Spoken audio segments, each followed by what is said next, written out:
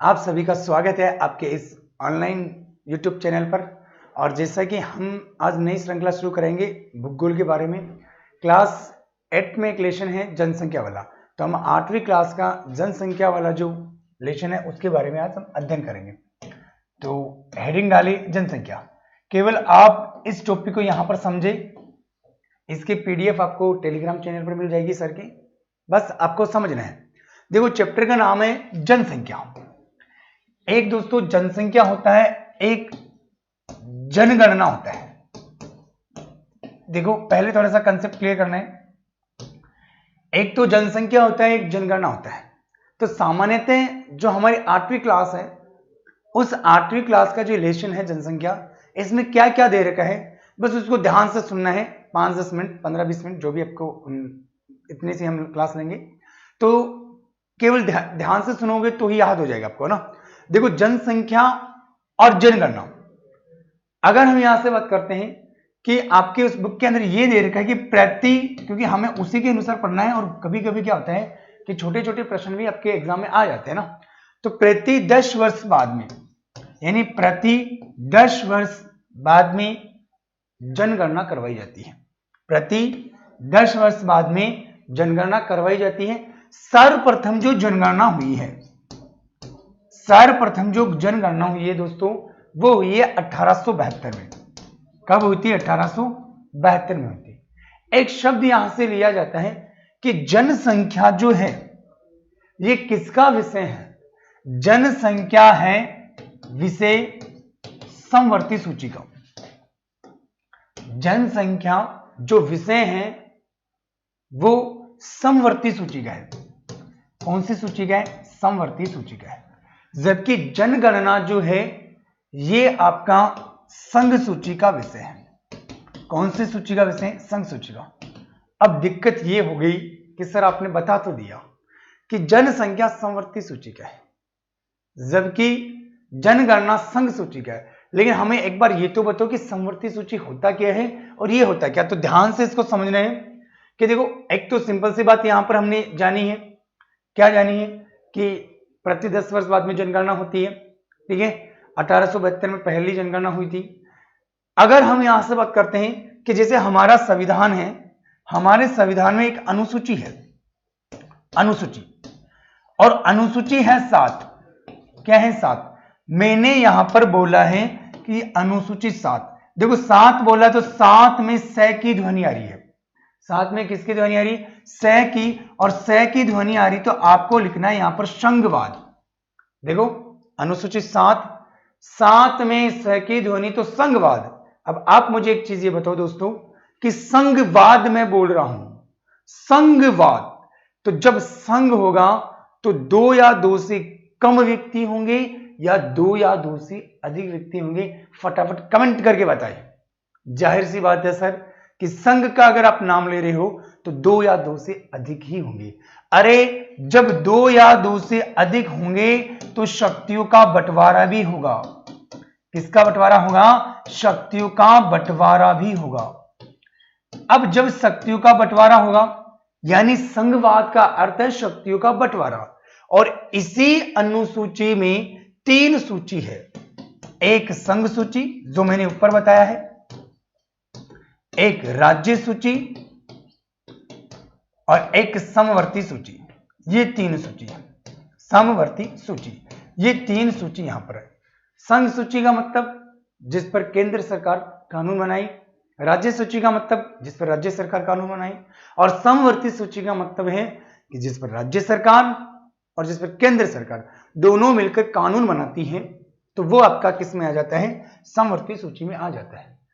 लेकिन जब भी कभी मतभेद उत्पन्न हो जाए समवर्ती सूची में, क्योंकि इसमें तो लिखा हुआ कि केंद्र सरकार कानून बनाएगी, इसमें राज्य सरकार कानून बनाएगी, लेकिन इसमें मैं बोल रहा हूं कि केंद्र सरकार भी कानून बनाएगी और राज्य सरकार भी बनाएगी। लेकिन जब दोनों में मतभेद उत्पन्न हो जाए तो इसमें केंद्र सरकार सर्वोच्च होगी। ठीक है ना। अगर मोटा मोटा मैं बात करूं तो इसमें विषय जो है वो 97/100 है। ठीक है, इसमें विषय जो 66/61 है, और इसमें विषय जो है वो 47/52 है। यहां पर 2-2 क्यों है? क्योंकि जब संघ सूची थी तो मूल विषय 97 थे, बाद में 3 और जुड़ गए तो 100 हो गए। इसमें मूल विषय 66 थे तो 5 विषय निकाल लिए गए और इसमें जोड़ दिए गए, तो ये 47 से 52 हो गया और ये 66 से 61 हो गया। तो इसका मतलब अब आप ये सोच रहे होंगे सर जब दोनों ऑप्शन में आ जाए तो क्या करना है। जब दोनों ऑप्शन में आ जाए तो पहली कंडीशन में यही होगा और दूसरी कंडीशन में ये होगा, क्योंकि मूल विषय को ही मान्यता दी जाती है। तो यहां पर इतनी सी बात समझ में आई होगी। सर्वप्रथम हमने बात की जनसंख्या समवर्ती सूची का विषय है, जनगणना संघ सूची का विषय है, प्रति 10 वर्ष बाद में जनगणना होती है, सर्वप्रथम 1872 में हुई है और यहां पर हमने इस सूची के बारे में जाना। तो एक बार आपको सिर्फ और सिर्फ यहां समझना है, इसका एक बार स्क्रीनशॉट ले लो, वैसे आपको ये पीडीएफ मिल जाएगी। चलो जल्दी से इसकी लो स्क्रीनशॉट ताकि हम आगे बढ़े। तो अब मैं आगे की ओर बात कर लेता हूं। यहां पर मोटा मोटा जो मुख्य रूप से हम बात करते हैं 2011 की जनगणना के अनुसार, 2011 की जनगणना के अनुसार क्या क्या चीजें हमें ध्यान रखनी है। 2011 की जनगणना के अनुसार अगर मैं राजस्थान की जनसंख्या की बात करूं, किसकी जनसंख्या की, राजस्थान की जनसंख्या, राजस्थान की जनसंख्या की मैं बात करूं तो राजस्थान की जो जनसंख्या होगी 2011 के अनुसार 6.85 करोड़। कितने करोड़ है, 6.85 करोड़ है। और अगर हम यहां से बात करें कि राजस्थान की जो जनसंख्या है वो भारत की कुल जनसंख्या, भारत की कुल जनसंख्या, भारत की कुल जनसंख्या में कितना योगदान रखते हैं, तो वो भारत की कुल जनसंख्या में राजस्थान योगदान रखते हैं 5.7। भारत की कुल जनसंख्या में राजस्थान 5.7। 2011 की जनगणना के अनुसार याद हो जाएगा, छोटी सी बात हो जाएगा क्या, राजस्थान भारत की कुल जनसंख्या में अपना योगदान रखता है 5.7% 2011 के अनुसार। तो पहली चीज तो हमारी ये हुई। आगे की ओर हमारे यहां से क्या है, जरा एक तो इसको थोड़ा सा ऊपर कर देता हूं, मैं वापस रिवाइज करवा दूंगा, एक बार समझ लीजिए इसको ना। इसके बाद में एक चीज हमें यहां पर ये ध्यान रखनी है कि 2011 की जनसंख्या, 2011 की जनसंख्या में वृद्धि दर कितनी हुई है, वृद्धि दर। एक तो यहां से भी प्रश्न बहुत अच्छे बनते हैं। 2011 की जनसंख्या में राजस्थान की वृद्धि दर कितनी हुई है, तो वृद्धि दर जो हुई है वो हुई है 21.31%। लेकिन सर्वाधिक वृद्धि किस जिले में हुई है, सर्वाधिक वृद्धि दर, सर्वाधिक वृद्धि दर, सर्वाधिक वृद्धि दर जो दर्ज की गई है वो कौन से जिले में दर्ज की गई है, बाड़मेर में। कौन से जिले में, बाड़मेर में। कितनी सर, तो 32.5 यानी 32.5% की वृद्धि दर्ज की गई। लेकिन कम वृद्धि दर कहां दर्ज की गई है, कम वृद्धि दर, कम वृद्धि दर। इसका मतलब वृद्धि तो हुई है लेकिन दर्ज जो की गई है कम, वो राजस्थान का जिला है जिसका नाम है श्री गंगानगर जिला। श्री गंगानगर जिले में सबसे कम वृद्धि दर दर्ज की गई है। कितने परसेंट, तो 10% वहां पर दर्ज की गई है। एक बार फिर से बता देता हूं, 2011 की राजस्थान में जनसंख्या वृद्धि दर 21.31, सर्वाधिक बाड़मेर में 32.5% और कम जो है वो श्री गंगानगर में कितने परसेंट, 10%। तो एक बार इसका स्क्रीनशॉट ले, फिर हम आगे की बात करें। चलो ऊपर वाले का ले लो पहले तो, क्योंकि ये वाला भी हमने नहीं लिया था। तो इसका स्क्रीनशॉट ले फटाफट, फिर आगे बढ़ते हैं। चलो ले लिया। अब इसका यहां से इसका भी स्क्रीनशॉट ले ले। चलो सर्वाधिक वृद्धि दर, कम वृद्धि दर, ठीक है। अब इसके बाद में हम अगले पॉइंट पर जो बात करेंगे वो हम बात करेंगे यहां पर राजस्थान के जन घनत्व के बारे में। किसके बारे में, जन घनत्व। जैसे मैंने जन घनत्व लिखा तो आपके दिमाग में एक चीज आएगी, सर जन घनत्व क्या होता है, तो प्रति वर्ग किलोमीटर में रहने वाले व्यक्तियों की संख्या जन घनत्व कहलाता है। राजस्थान का कितना है जन घनत्व, 2011 के अनुसार 200 व्यक्ति प्रति वर्ग किलोमीटर, 200 व्यक्ति प्रति वर्ग किलोमीटर राजस्थान का जनघनत्व है। अब वही कंडीशन यहां पर हमें ध्यान रखना है कि सर्वाधिक जनघनत्व, अरे जब सर्वाधिक जनघनत्व पढ़ेंगे तो सीधी सी बात है यहां पर हम कम जनघनत्व भी पढ़ेंगे, कम जनघनत्व के बारे में भी अध्ययन करेंगे।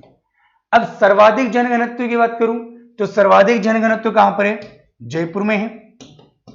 कहां पर है? जयपुर में है। कितना है? तो 595 व्यक्ति प्रति वर्ग किलोमीटर है। कम कहां पर है? जैसलमेर में है। कम कहां पर है? जैसलमेर में। अब आपके दिमाग में एक चीज आ रही होगी कि सर तो सिर्फ एक एक जिला ही बता रहे हैं, दो दो तीन तीन जिले क्यों नहीं बता रहे? इसका कारण ये है कि हम जो यहां से लेक्चर पढ़ रहे हैं, एक बार हमारा ये कंसेप्ट क्लियर हो जाएगा तो हम आगे की ओर भी बात करेंगे। ठीक है, हमें हमारी जो बुक्स हैं उसी के अनुसार हम पढ़ रहे हैं। ठीक है, तो जो 8वीं क्लास की बुक है उसमें जनसंख्या जो रिलेशन है उसके अनुसार राजस्थान के जनघनत्व जो है वो 200 व्यक्ति प्रति वर्ग किलोमीटर है। ठीक है, सर्वाधिक जनघनत्व जयपुर में है, 595 व्यक्ति प्रति वर्ग किलोमीटर है। सबसे कम कहां पर होगा? तो जैसलमेर में होगा। कितना होगा? 17 व्यक्ति प्रति वर्ग किलोमीटर होगा। एक बार फिर से मैं रिवाइज करता हूं, देखो आंकड़े इस तरीके से याद होने चाहिए फटाफट से। 2011 में राजस्थान की जनसंख्या वृद्धि दर 21.31% दर्ज की गई। सर्वाधिक जो हुई है वो बाड़मेर में लगभग 32.5%, कम जो हुई है वो श्रीगंगानगर में 10%। राजस्थान में जनसंख्या जनघनत्व 200 व्यक्ति प्रति वर्ग किलोमीटर है। सर्वाधिक जनघनत्व जयपुर का 595 व्यक्ति प्रति वर्ग किलोमीटर है, जबकि जैसलमेर में 17 ही है, 17 व्यक्ति प्रति वर्ग किलोमीटर ही है। ठीक है, तो चलो एक बार इसको फटाफट इसका स्क्रीनशॉट ले, फिर हम आगे की ओर बात कर लेते हैं ना। चलो अब इसके बाद में इसका स्क्रीनशॉट ले, राजस्थान के जनघनत्व। चलो अब आगे की ओर बात कर लेते हैं। अब नेक्स्ट अगर मैं यहां से बात करूं 2011 के अनुसार लिंगानुपात, और इस बुक में क्या दे रखा है 8वीं क्लास की बुक में 2011 के अनुसार लिंगानुपात।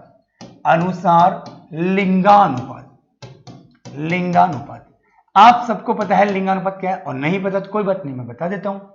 यानी मतलब लिंगानुपात है ना, लिंग अनुपात को दर्शाता है, स्त्री और पुरुष दोनों की संख्या को दर्शाता है कि प्रति 1000 पुरुषों पर स्त्रियों की संख्या कितनी है। ठीक है, प्रति 1000 पुरुषों पर स्त्रियों की संख्या कितनी है वो लिंगानुपात को दर्शाता है। राजस्थान का लिंगानुपात कितना है? तो राजस्थान का लिंगानुपात कितना, फटाफट कमेंट करके बताइए, मैं आपका इंतजार कर रहा हूं। तब तक मैं ये बता देता हूं कि सर्वाधिक लिंगानुपात कौन से जिले में है। सर्वाधिक लिंगानुपात की बात करते हैं, एक तो सर्वाधिक लिंगानुपात की, और एक मैं यहां से बात कर लेता हूं कम लिंगानुपात की। किसकी बात करते हैं? कम लिंगानुपात। मेरा आपसे प्रश्न था, फटाफट कमेंट में इसका जवाब दे कि राजस्थान का कुल लिंगानुपात कितने हैं। देखो अभी तक जवाब नहीं है, कोई बात नहीं, मैं बता देता हूं, आपने ही बताया ना, कोई बात नहीं। ये राजस्थान का लिंगानुपात है 928। कितना है? राजस्थान का 928।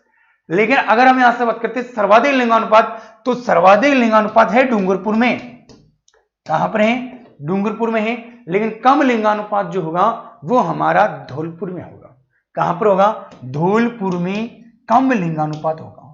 धौलपुर में कम लिंगानुपात होगा। कितना होगा? तो 846 होगा। यानी प्रति 1000 पुरुषों पर स्त्रियों की संख्या लिंगानुपात कहलाती है।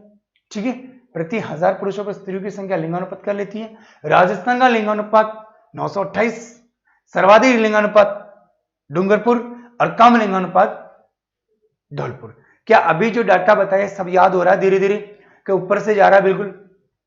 सबसे पहले हमने बात की, एक बार फिर से रिवाइज करा देता हूं, राजस्थान में जो जनसंख्या वृद्धि दर है वो 21.31 है, बाड़मेर में सर्वाधिक है, श्रीगंगानगर में कम वृद्धि दर दर्ज की गई है। अगर हमने जनघनत्व की बात की तो राजस्थान का 200 व्यक्ति प्रति वर्ग किलोमीटर है। वही हम 2011 के अनुसार लिंगानुपात की बात करते हैं तो राजस्थान का 928 लिंगानुपात है। उनमें से सर्वाधिक लिंगानुपात डूंगरपुर का, अच्छा डूंगरपुर का बताया नहीं मैंने, ओके कोई बात नहीं, अब बता देते हैं ना। डूंगरपुर का कितना है? 994। ठीक है, तो एक बार इसका स्क्रीनशॉट ले, फिर हम आगे की ओर बात कर लेते हैं। फटाफट ले इसका स्क्रीनशॉट ताकि आगे की ओर बात करें बिना टाइम वेस्ट किए हुए। चल आगे की ओर बात करते हैं। तो 2011 के अनुसार लिंगानुपात हो गया, आपने इसका स्क्रीनशॉट ले लिया होगा। अब अपन आगे की ओर बात करते हैं। तो नेक्स्ट अगर मैं यहां से बात करूं और इस बुक में क्या क्या हमारे दे रखा है, 2011 की जो कुल साक्षरता के बारे में भी इसके बारे में बात कर रखी है। 2000 राजस्थान में 2011 के अनुसार जो साक्षरता है, साक्षरता के बारे में देखो परसेंटेज थोड़ा सा याद करने में कठिनाई आती है, लेकिन बार बार अगर रिवाइज करेंगे तो जरूर सारी की सारी चीजें याद होगी। अगर मैं राजस्थान की बात करूं 2011 के अनुसार राजस्थान की जो साक्षरता है, राजस्थान की साक्षरता जो है 2011 के अनुसार 66.11 है। कितनी है? 66.11 है। लेकिन वही अगर मैं बात करूं कि सर्वाधिक साक्षरता किसकी होगी, सर्वाधिक साक्षरता किसकी होगी, अगर सर्वाधिक साक्षरता की हम बात करेंगे तो मुझे यहां पर कम साक्षरता की भी बात करनी पड़ेगी। जाहिर सी बात है, राजस्थान में साक्षरता का प्रतिशत 66.11 है। सर्वाधिक जो साक्षरता है दोस्तों वो कौन से जिले की है, कम कौन से जिले की है, तो सर्वाधिक साक्षरता जो होगी वो हमारी जो होगी वो होगी कोटा की। किसकी होगी? कोटा जिले की। कितनी होगी सर? तो इसकी होगी 76.6%। कम साक्षरता जालोर की है, कम साक्षरता जालोर जिले की है। कितनी है? तो ये होगी 54.9%। ठीक है, 54.9% कम साक्षरता जालोर में, सर्वाधिक साक्षरता कोटा में, जबकि राजस्थान की जो साक्षरता है वो 66.11 है।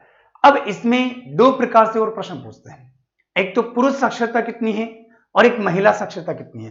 तो एक बार आप इसका स्क्रीनशॉट ले, फिर हम आगे की बात करते हैं। चलो, अब मैं आपने ले लिया होगा क्योंकि एक तरफ हट गया, आप अच्छे तरीके से स्क्रीनशॉट ले सको। चलो एक बार फिर से मैं रिवाइज करा देता हूं। देखो साक्षरता कितनी है राजस्थान की, 66 पॉइंट समथिंग समथिंग, इतना सा याद रख लो। राजस्थान की साक्षरता कितनी है? 66 पॉइंट समथिंग समथिंग। ठीक है, सर्वाधिक साक्षरता किसकी? कोटा की है, 76 पॉइंट समथिंग समथिंग। कम साक्षरता किसकी है? झालोर की है, 54 पॉइंट समथिंग समथिंग। अब इसके बाद में अगर मैं आगे की बात करूं तो यहां से साक्षरता के बारे में, जो साक्षरता के बारे में आगे की ओर मैं बात करूं तो यहां से हमारे राजस्थान में पुरुष साक्षरता का प्रतिशत कितना है, इसी के अनुसार बताया जाता है इस बुक में पुरुष साक्षरता। अरे जब पुरुष साक्षरता की बात की जाएगी तो जाहिर सी बात है महिला साक्षरता भी होगी कि राजस्थान में महिला साक्षरता कितनी है। हम यहां पर अभी राजस्थान के बारे में पढ़ रहे हैं क्योंकि उसी लेसन में राजस्थान के बारे में दे रखा है। तो पुरुष साक्षरता जो होगी वो कितनी होगी? 79.19%। ठीक है, पुरुष की, जबकि महिला की कितनी होगी? तो यहां पर होगी 52.12%। ठीक है गुरुजी, बहुत कठिन होगा याद करना ना, आपके दिमाग में आ रही होगी ना, लेकिन धीरे धीरे प्रैक्टिस करेंगे तो सारी चीजें याद होगी। तो पुरुष साक्षरता का प्रतिशत 79 पॉइंट समथिंग समथिंग है, महिला का 52.12 यानी समथिंग समथिंग है। सर्वाधिक पुरुष साक्षरता कहां पर होगी, सर्वाधिक महिला साक्षरता कहां पर होगी, इसके बारे में भी हम यहां से बात करते हैं। जैसे मैं यहां से बात कर देता हूं कि सर्वाधिक पुरुष साक्षरता, सर्वाधिक पुरुष साक्षरता, तो हमें यहां पर पढ़ना भी पड़ेगा महिला को, क्यों छोड़े, फिर जब पुरुष पढ़ेंगे तो महिला को कैसे छोड़ सकते हैं। सर्वाधिक महिला साक्षरता, सर्वाधिक महिला साक्षरता, देखो यहां पर ये मैंने आपके सामने साक्षरता लिखा है। पुरुष साक्षरता का प्रतिशत 79 पॉइंट समथिंग है, महिला साक्षरता का 52 पॉइंट समथिंग है। सर्वाधिक पुरुष साक्षरता जो होगी वो कहां पर है? सर्वाधिक पुरुष साक्षरता है झुंझुनू में। सर्वाधिक पुरुष साक्षरता कहां पर है? झुंझुनू में है, झुंझुनू। सर्वाधिक पुरुष साक्षरता कहां पर है? झुंझुनू में है। कितनी है झुंझुनू में? यानी 86.9% यहां पर पुरुष साक्षरता है झुंझुनू में, अंदर सर्वाधिक पुरुष साक्षरता। महिला की बात करते हैं कि सर्वाधिक महिला साक्षरता कहां पर होगी, तो सर्वाधिक महिला जो साक्षरता होगी वो कहां पर होगी? कोटा में होगी। कहां पर होगी? कोटा में होगी। सर्वाधिक महिला साक्षरता कोटा में कितना प्रतिशत है?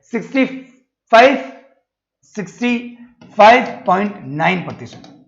देखो एक बार फिर से इनको रिवाइज कर लेते हैं। राजस्थान में साक्षरता की बात करते हैं तो साक्षरता प्रतिशत 66.11 है। सर्वाधिक साक्षरता की बात करते हैं तो कोटा में है 76 पॉइंट समथिंग है। कम साक्षरता की बात करते हैं तो झालोर में है 54 पॉइंट समथिंग है, 54 पॉइंट समथिंग है। पुरुष साक्षरता की बात करते हैं तो 79, महिला साक्षरता की बात करते हैं तो 52 पॉइंट समथिंग समथिंग। सर्वाधिक पुरुष साक्षरता की बात करते हैं तो झुंझुनू में है, लेकिन सर्वाधिक महिला साक्षरता कोटा में है। कितनी है? 65.9%।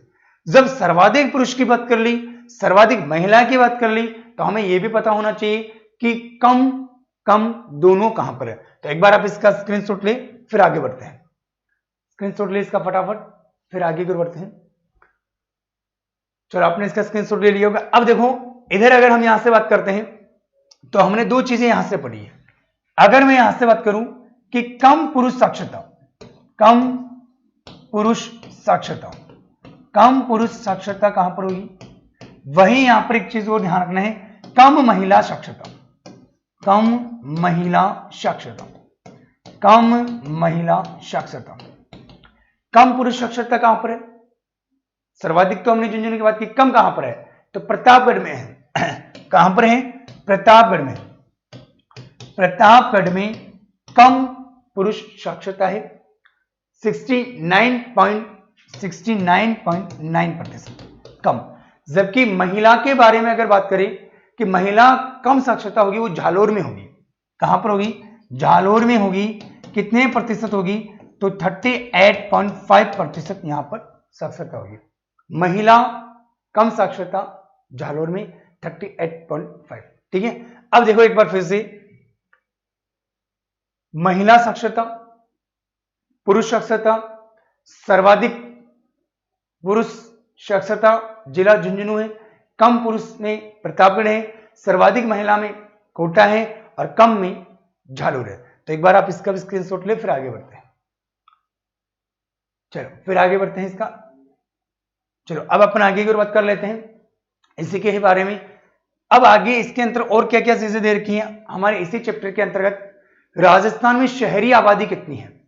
राजस्थान में शहरी आबादी, एक इसमें ये डाटा भी दे रखा है, राजस्थान में शहरी आबादी का कितना प्रतिशत है? तो राजस्थान में शहरी आबादी का जो प्रतिशत है वो इसके अनुसार 25% रखा गया है। कितने प्रतिशत है? 25। सर्वाधिक नगरीय जनसंख्या, एक यहां से है कि सर्वाधिक नगरीय जनसंख्या जो है, सर्वाधिक नगरीय जनसंख्या कौन से जिले में है? जब सर्वाधिक नगरीय जनसंख्या की बात करेंगे तो यहां पर अगर हम सर्वाधिक की बात करते हैं तो यहां पर हमें बात करनी पड़ेगी कम की भी। जो सर्वाधिक नगरीय जनसंख्या है वो तो आपकी कहां पर है? कोटा में है। कहां पर है? कोटा में है। जबकि कम नगरीय जनसंख्या जो है, कम नगरीय जनसंख्या, सर्वाधिक तो कहां पर है? कोटा में है, लेकिन कम की अगर मैं बात करूं तो कहां पर होगी? डूंगरपुर में होगी। कहां पर होगी? डूंगरपुर जिले में होगी। तो एक बार फिर से, सर्वाधिक नगरीय जनसंख्या कोटा में है, जबकि कम की अगर बात करें तो कहां पर होगी? डूंगरपुर में होगी। इसके अनुसार 2011 के अनुसार राजस्थान में लगभग 13.5%, यानी 2011 के अनुसार, 2011 के अनुसार जो राजस्थान में एसटी का प्रतिशत है वो कितना प्रतिशत रखा गया? एसटी का जो प्रतिशत रखा गया है वो कितना प्रतिशत है? वो है आपके लगभग 13.5%। कितने प्रतिशत है? 13.5%। यानी एसटी का मतलब अनुसूचित जनजाति, अनुसूचित जनजाति। ठीक है। तो एक बार आप इसका स्क्रीनशॉट ले, फिर आगे की बात करते हैं। राजस्थान में शहरी आबादी लगभग 25% है। सर्वाधिक नगरीय जनसंख्या की बात करते हैं तो कोटा के अंतर्गत है, जबकि कम की बात करते हैं तो डूंगरपुर के अंतर्गत है। 2011 की जनसंख्या के अनुसार एसटी प्रतिशत जो है वो 13.5% की हम यहां से बात करते हैं। वैसे अगर हमारे राजस्थान में जनजातियों की बात करते हैं तो जैसे आपने सुना होगा भील, मीणा, डामोर, सांसी, गरासिया, सहरिया, ये जनजातियां राजस्थान में निवास करती है। जैसे भील है तो आपके मुख्य रूप से जैसे जयपुर में है, बांसवाड़ा में है, डूंगरपुर में है, प्रतापगढ़ में, सिरोही में मिलते हैं। तो ये जनजातियों के बारे में भी हमें थोड़ी सी नॉलेज होनी चाहिए। तो एक बार आप इसका स्क्रीनशॉट ले, फिर आगे बढ़ते हैं। चलो अब इसके बारे में हम एक बात और यहां से कर लेते हैं, और वो क्या है, वो ये है कि जैसे अभी अभी मैंने कुछ जनजातियों के नाम बोले हैं, तो इस बुक के अनुसार हो सकता है कि वो डायरेक्टली आपका यहां से प्रश्न बना ले। जैसे मैंने आपको यहां पर एक बोला जैसे भील, डामोर वगैरह, तो ये जैसे भील, डामोर वगैरह कहां पर, जैसे मैं बात कर लेता हूं कि राजस्थान में डामोर कहां पर मिलती है। तो राजस्थान में डामोर जो मिलती है ना, डामोर जनजाति कहां पर मिलती है, तो डामोर जनजाति मिलती है सीमलवाड़ा में। अब आपके दिमाग में आएगी सर सीमलवाड़ा कहां पर है, तो सीमलवाड़ा है डूंगरपुर में। सीमलवाड़ा कहां पर है, डूंगरपुर के अंतर्गत है। एक मैंने यहां पर बोला है गरासिया के बारे में, किस जनजाति के बारे में बोला है, गरासिया जनजाति के बारे में बोला है। किसके बारे में बोला है, गरासिया जनजाति। तो गरासिया जनजाति जो है ये कहां पर है, ये है आबू रोड।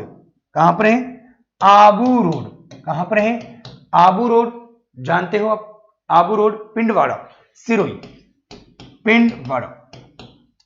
और ये दोनों कहां पर है, सिरोही के अंतर्गत। कहां पर है ये, सिरोही में है। कौन सी जनजाति जाति के बारे में बात करते हैं, यहां से गरासिया, आबू रोड, पिंडवाड़ा के अंतर्गत है। इसके साथ साथ में एक मैंने यहां से बात करते हैं जैसे सासी।